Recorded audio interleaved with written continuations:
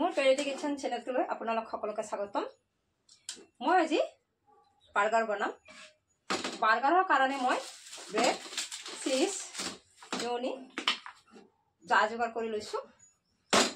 প্ৰথমতে মই এই কুকাৰত আলুকেইটা নেকাই লৈছোঁ। আলুকেইটা সিজিবলৈ দিওঁ। গেছটো জ্বলাই আলুকেইটা কুকাৰতে এটা চিটি মাৰিবলৈ দিম। প্ৰথমতে আলুকেইটা হৈ থাকক বাৰু।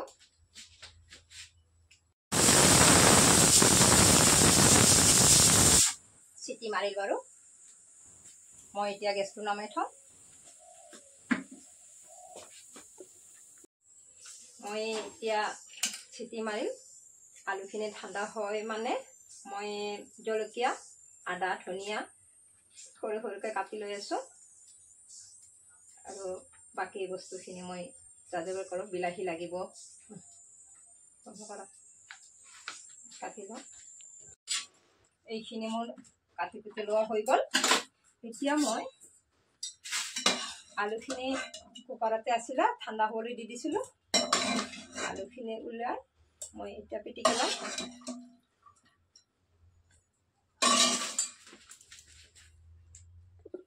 এতিয়া আলুখিনি উলাই ললো। ইয়াতে ধনিয়াৰ গুড়া, জিৰাৰ গুড়া, ৰং গুড়া আৰু জলকীয়াৰ গুড়া সকলো মই দি দিওঁ। এইখিনি দি মই এনেকৈ দি দিলোঁ।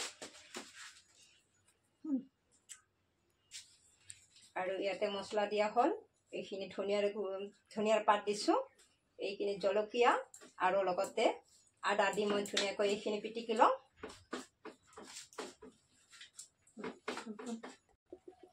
আৰু ইয়াতে অকণমান নিমখ দি দিছোঁ। দি মই গিলাচ এটা লৈ গিলাচটোতে মই থুকুচি দিছোঁ। হাতেৰে গৰম পুৰিব, গৰমে আছে, গতিকে মই গিলাচটোতে ধুনীয়াকৈ এইবাৰ আলুখিনি মই পিটিকি লৈ ধুনীয়াকৈ এনেকৈ কৰি 3টা চেপ দি দিছোঁ। আৰু এইবাৰ গেছটো জ্বলাই টাৱাখন বহাই দি মই এইখিনি অকণমান ভাজি লওঁ।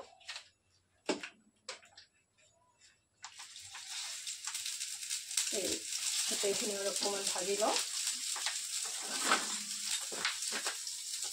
এতিয়া মই এনেকৈ ভাজি ল'লোঁ আলুখিনি। উঠাই দিলোঁ। এতিয়া মই টাৱাখন বহাই দি অকণমান ৰিফাইন দিছোঁ। আৰু এই ব্ৰেডটো বন মানে কাটি লৈছোঁ দুটুকুৰা কৰি। মই অকণমান সেকি লওঁ। মই দোকানৰ পৰা কিনি আনিছোঁ। অকণ মই টাৱাত সেকি লওঁ।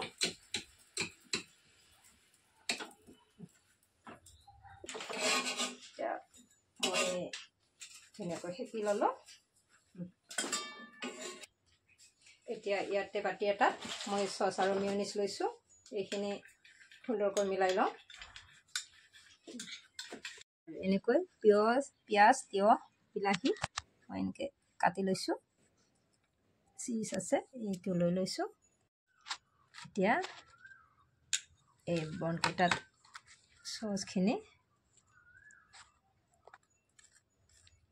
এনেদৰে খহাই লওঁ। এই আলু টিক্কিখিনি মই ওপৰতে দি দিছোঁ। এতিয়া চিজখিনি ওপৰতে এখন এখনকৈ দি দিওঁ। এনেকৈ দি দিছোঁ। আৰু ইয়াৰ ওপৰতে মিক্স কৰা তিয়ঁহ, বিলাহী, পিঁয়াজখিনি এনেকৈ দি দিছোঁ। আৰু যোনকেইখন ওপৰত দিয়া যাব ইয়াতো অকণ দি দিছোঁ। মই বন্ধ কৰি দিলোঁ।